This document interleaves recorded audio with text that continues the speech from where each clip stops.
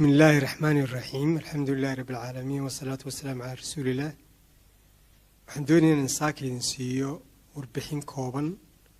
oo ku saabsan socdaal aan ku soo maray dalka Ingiriiska iyo dalka Itoobiya. waxaan halkan ka tegay 10kii bisha ayaan ka tegay marka Ingiriiska waxaan gaaray 11kii waxaan joogay ilaa iyo 15kii bisha 16kii 17kii 18kii waxaan aan u kicitamay dalka Itoobiya magaalada Addis Ababa halkaas aan kula kulmay madaxweynaha safarkiisii markaa halkaa uu joogay ka bacdina dubaan Ingiriiska ugu noqday ilaa 24kii bisha dabeedna waxaan ku soo noqday Addis Ababa oo xilligaas uu ku beegnaa xilligii shirkii AU intii aan joogay dalka Ingiriiska waxaan la kulmay xubnaha baarlamaanka ee labada aqalba ee saaxiibada Somaliland waxaan kaloo la kulmay xubno gaargaara oo labada aqal ka kooban waxaan la kulmay saraakiil ka tirsan wasaaradda arrimaha dibadda waxaan la kulmay aqoonyahan Soomaaliyeed oo fara badan Somaliland oo fara badan jaaliyadda waxaan la kulmay saxaafadda qaybta telefishinka qaybta raadiyoga labadaba waan la kulmay joornaaladana iyo lafteeda waan la kulmay inta aan joogay dalka Ingiriiska magaalada London dadkaan la kulmay oo dhan waxaan uga sheekeynayay waan uga warramay xaaladda waddanka dhinac walbaba dhinaca maxaa yiraahdaa dhaqaalaha bulshada siyaasadda deganaanshaha dhinacyadaas oo dhan wixii aynu ku guuleysanay wixii ay mataqaanaa carqaladayna hor yaala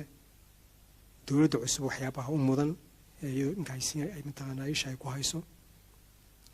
si wanaagsan baa loo soo dhaweeyay runtii maxaa yiraahdaa warbixintaas aadna waa la inoogu taageeray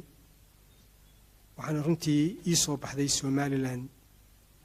maxaa yiraahdaa qadiyadeeda iyo dadkeena himiladooda iyo taariikhdooda inay yihiin wax imanka meel maray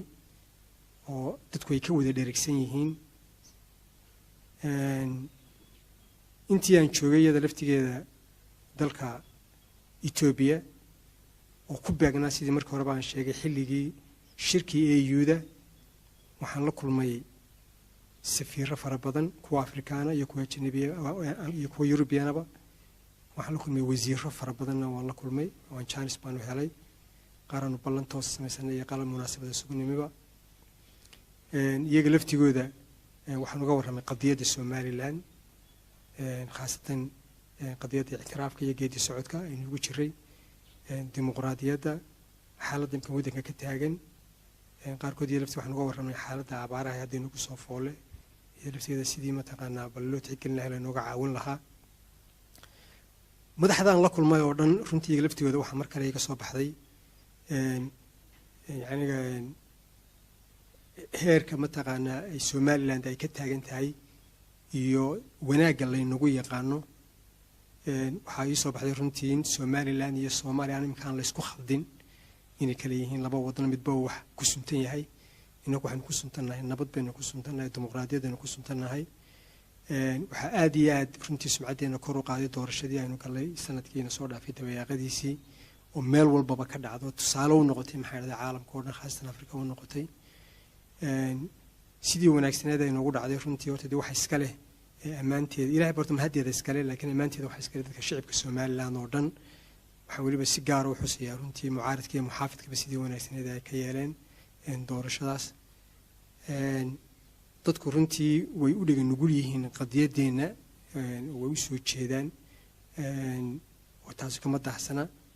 way ka wada warhayaan sharciyada aynu leenahay taariikhdeena in waddanaynu ahaan jiray dee gaar ah inaynan ahayn gobol ka go'ayo waddan inaynu ahayn waddan kale ku darsado dabeedna isku darsigeena dhibaato kala kulmay dabeedna si ay wada dadkeenu ay go'aansadeen inay dib ula noqdaan mataqaanaa xorriyadoodii waxaan uga warranay kaalinta haddaynu kaga jirro deganaanshaha iyo xasiloonida iyo ammaanka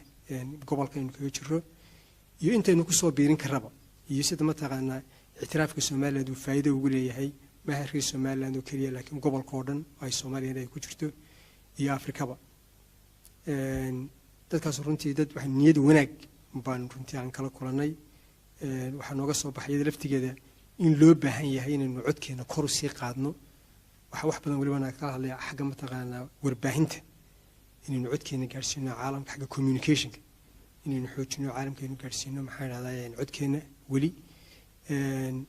waxayna very important ah halkan runtii aan iyana baaq uga daraya xagga qurba jooga in loo baahan yahay qof kasta oo Somaliland dari meel kasta uu joogo inuu isagu isu dhago inuu yahay safiir Somaliland oo mataqaanaa halkaa isagu uu ka hawlgalo sidii mataqaanaa uu dadka ugu sheegi lahaa qadiyadeena ugana dhaadhicin lahaa taageerina mataqaanaa ugu heli lahaa marka runtii safarkaas waxaan odhan karaa safar buu ahaa aad iyo aad u wanaagsan buu ahaa runtii dhiiri badin lan soo geli ina dhiiri geliyay aniga had iyo jeer madankan Somaliland joogna waxa la yiraahdaa 26 sanood baynu ictiraaf doonay waxa meynaan helin arinku runtii saama had iyo jeer waxaan badinayno hoos u dhignay inaku maxaan yiraahdaa maqaamkeena laakiin arinku runtii saama aha ictiraafku wax lagu helayaa wax weey waa geedi socod jaran la korayaa jaranjaradii wax badan baynu ka soo gudubnay intii yareed bay markay noo hadheen kulay saanim ku arkay geediga intii yareed bay noo hadhay marka had iyo jeer yeena arkin intay noo hadhee intaynu soo goynay laftigeeda aynu maxay yiraahdaa aynu eegno inaku yeenan hoos u dhigin maxaan yiraahdaa ictiraafkeena iyo halkeenu ka taaganahay caalamka ayaan runtii aan doonayay inaan ku xoojiyo waxa loo baahan yahay dabcan siyaasadeena si aynu ugu guuleysano siyaasadeena dibadda waxay ku xiran tahay marba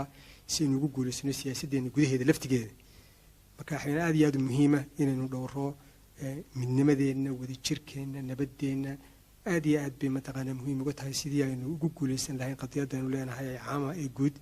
ee aynu ka mid noqono bahda caalamka intaasaan kusoo gabagabaynayaa su-aaluna weydiin furan yihiin aad bay mahadsantihiin assalaamu calaykum wadahadallada saas sheegteen wadahadallada saas sheegteen waa runtaa mudday soo socdeen ilaa 2012 way soo socdeen ilaa tobaneeyo jeer baa la kulmay inta badan wax lagu kulmay maxay dhahay wadanka Turkiga oo runtii isagu gogashay noo dhigay wax se badan kamay soo bixin qodobada ilaa iyo hadda lagu heshiiyay inta badan waxay ku saabsanaayeen maartay in la isxaq dhowro in wixii dhibaato keenaya ama hadal ama ficil inaan la isooranin inaan la carqaladaynin mataqaanaa mashaariicda horumarka la siyaasadaynin oo ah wixii ka soo baxay markii labada madaxweyne isugu yimaadeen Djibouti iyo arrinkii la xiriiray wada maamulka hawada intaas baa horta ugu waaweynad runtii wixii ka soo baxay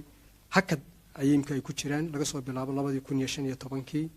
ujeedadu waxay ahayd in marka madaxweyne cusub laga doorto Soomaaliya dib loo furo markii February-diina soo dhaaftay madaxweyne cusub la doortayna doorashadeeni baa timi dabadna haddana dib baa loo hakeeyay kuna inuu doorno madaxweynaheena inka laba madaxweyne ayaa la doortay Somaliland iyo Soomaaliyaba dib baan u bilaabaynaa insha Allah binillaahi kariim inuu halkii hore inaga taagan tahay inaynu qadiyadeena ku dhameysano wada hadal iyo miiska madaxweynaha Soomaaliya siyaasiyaas oo kale ayuu isaguna dhowr jeer ku baaqay marka insha Allah waxaan rajeynayaa sanadkan noo bilowdaa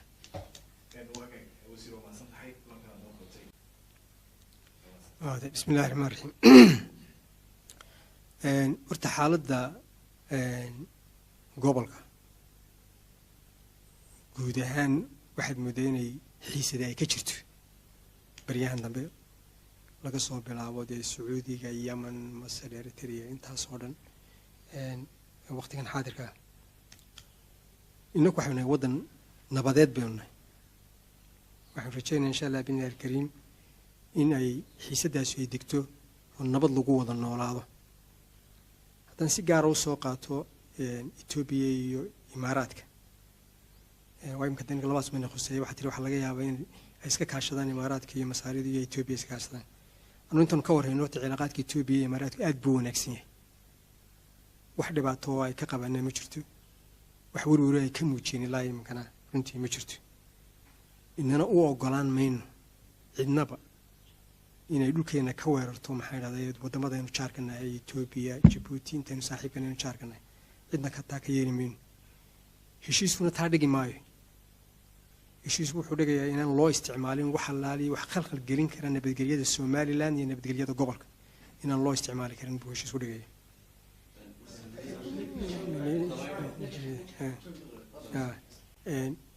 haddii aad yani laga werwer qabo in saldhigga berbera uu isagu arrinkaa wax ka bedeli karo iminkaba dee imaaraadku waxay ku leeyihin saldhig bay ku leeyihin eritrea oo dee inoogama foga saldhigga eritrea ku leeyihin haddii doonayaan etoobiya in wax ka yeelaan ya ugama fogaad maxaa idhahday dee kan berbera ugama foga marka taa anugu filim maayo yeelina mayno calaa kulli xaal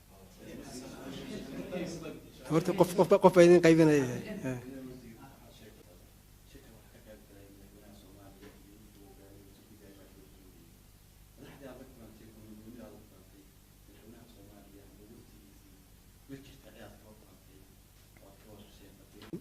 madaxweynaha Soomaaliya farmaajo lama kulmin anugu laakiin waa kulanay wasiirka arrimaha dibadda si gaar ah runtii waxaan uga wada hadalnay laba shay mid wuxuu ahaa wada hadalka dib u bilaabistiisa midna wuxuu ahaa arrinka tukaraq inaku ciidankeenu wadigiisa dogeedeen ba wuxuu gaaray tuulada tukaraq ayuu gaaray tuulaas waxa ku taala Soomaaliland inaku xadkeena maaha midaynu inaku aynu dooranay iyo midaynu jeexnay toona waa mid caalami weey ala kulli xaal marka sidii loo xaq dhowr lahaa xuduudaha loo xaq dhowr lahaa oo aan la isugu dhaceen oo aan dhibaato halka uga dhalan ama taan uga bilaabanteen waan ka wada hadalay in nabadda la dhowro oo la iska jiro wixii dhibaato keenayna waan isku wada oo islaaf karana waan isku raacnay runtii